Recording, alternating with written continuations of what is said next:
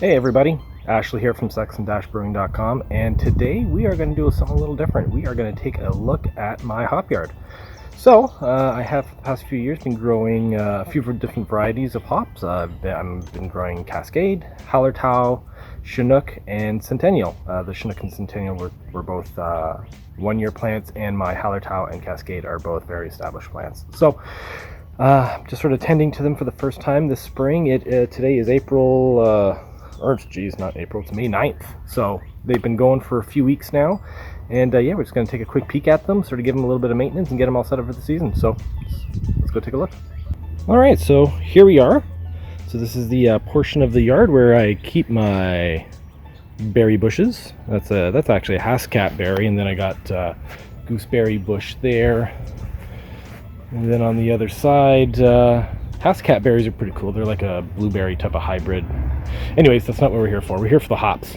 So this one right here, this is my Hallertau hop plant. As you can see, she's be going crazy. Here we got a Cascade. She be going crazy. Right here, that's my second year Chinook now. This is going to be its second year.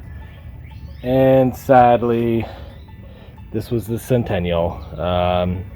Sadly, yeah, I took a look up on it and nothing was growing, so I did a little bit of digging. Found out that the root crown was pretty much moldy. I don't know if it was a storage issue over the winter. It just got too moist, too soggy, too wet, and everything just rotted. So, I mean, it was only a first year plant, not a big investment, not a big deal. I haven't even put them in the ground yet. Essentially, they're just in this pot. So, I don't know. I think this year I'll just keep to these three, and then maybe I'll just put like vegetables or something in there, so whatever. So here we go. So this Chinook plant is fine. Basically all I'm going to do, I'm just going to string up some twine up that pole and probably, sorry about the glare, and then attach it up there. And I'm just going to let this one go. May trim it a little bit over the course of the season. Other than that, I'm just going to top it up with some soil, put a little bit of mulch on top, give it some fertilizer, and just let her go. These beasts, on the other hand, these are way out of control.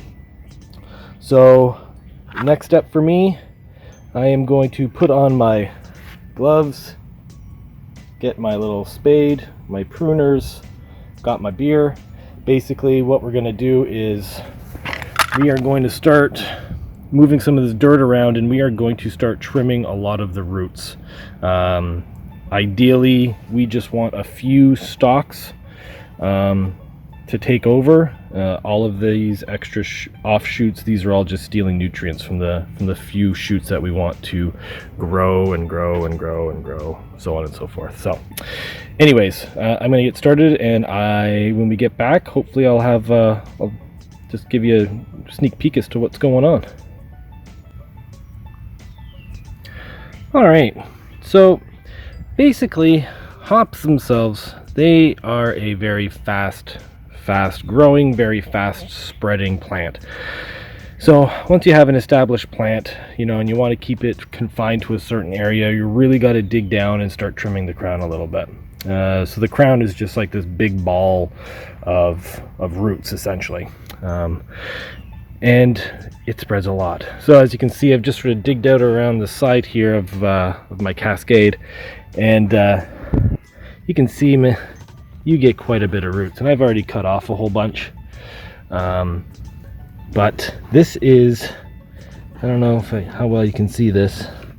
That's a very thick stalk right there. So this is perfect to cut off and actually give away to somebody. This is something that you can put right into the ground, and yeah, this will take no time. This will start growing right away. So I'm gonna take a chunk of this one right off because it's nice and thick and healthy, and I'm probably gonna pass this along to someone else to start their own hop garden. So anyways, I'm just gonna keep on digging around and trimming these roots, and we'll cut back in a few minutes.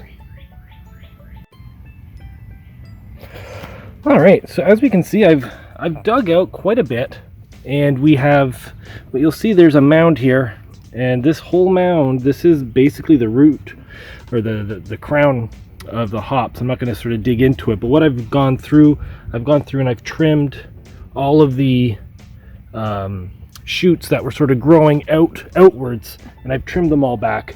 there's my big pile. I'm going to go dump them in the ravine across the street. Maybe they'll grow. There's a big fat stalk I'm going to give to somebody.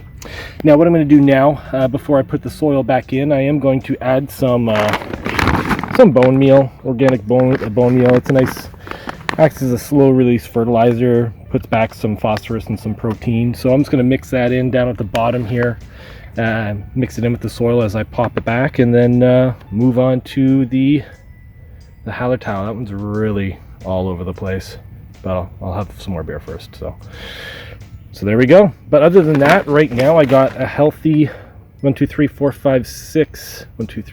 stalks going. So I'm going to run with those 6, and then everything else that shoots up, I'm going to basically cut it right down, because these are the ones that we want to grow the hops. And if you have too many, then it's not going to be enough hops, because they're all stealing the nutrients. So basically, by trimming it down to 5 or 6, it just forces all the roots to feed all the nutrients to these stalks. So anyways, we will catch back in a second. Alrighty, so just trimmed up the Hallertau, dug all around the crown, dug down, trimmed off as many of those outreaching roots. So I think we're in a good spot right now. I mean, what I have to grow with it's not nearly as big as the Cascade. I found this plant has always been a little bit slower to get going than the Cascade. But one thing to note, and I sort of made a small boo-boo, you'll notice here I accidentally damaged this one. Basically, once they lose their tip, they stop growing. So you really have to be careful with the new plants as they're growing, because you don't want to break that tip off. Basically, once that tip gets broken, then that shoot will stop growing altogether, and then you have to rely on another one to come up. So basically this one right here, sadly, it's not going to be doing much. So I'm just going to trim this off and then just wait for another one to come up. But I think right now we have at least a dozen shoots to choose from, so I'll come back to this in a week or two, and I'll just trim off the 6 shortest ones, and then yeah, we'll go from there. So yeah, I'm just gonna throw some bone meal in here, backfill it, and then yeah, we'll take a look at the finished result. Alrighty, so about an hour's worth of work later, and here we go. So again, there's the Cascade, there's the Hallertau, there's my Chinook. Didn't do anything with the Chinook. It's just a 2nd-year plant. I'm just going to let it go crazy. Why not? So next step for me is probably going to be in a week or so, depending on what the weather's like. I'm going to start stringing up the ropes for these binds to follow. So they're going to go all the way up to the top of my trellis, and then I'm going to try not to make you all dizzy and stuff, but I'm going to run it across to the top of my post right there. So they got about 8 feet up, 20 some odd feet across, plenty of growing space, which is really cool. You'll see as we go through this summer what my little setup looks like. It's pretty cool. We're supposed to be getting some rain later on this week, so I'm not going to be covering this up with mulch yet. I know that midsummer gets really hot and we want to retain as much moisture as we can. Hops require plenty of water. They just need to be damp all the time. They don't need to be soaked or anything like that. But midsummer here, it gets really hot. So putting mulch on a little bit later in the season will help keep that moisture in. But I mean, right now we're getting plenty of rain, so I don't need to do that. Just a little bit of bone meal down below. So again, yeah, we just sort of dug down, trimmed those crowns a little bit, filled them back in, put some bone meal down, and yeah, they should be off to a pretty healthy start. So we shall see how they go, guys. Anyways, hope this has been helpful. If you grow hops, it's a super fun hobby. If you don't, but you home brew, you might as well get into it. Hops are really cheap. To get like a little rhizome, which is that little root piece, it's just a few bucks. So yeah, it just takes a little bit of time and patience, but at the end of the season it's pretty rewarding. So we will follow these guys' journey over the course of this summer, and then hopefully we'll do at the end of the season we will do a harvest ale of sorts for all the different varieties. So anyways, cheers guys, until next time. If you like the video, thumbs up. If you like hops and home brewing and all that fun jazz, just give me a follow, and thanks for watching. We'll talk to you soon.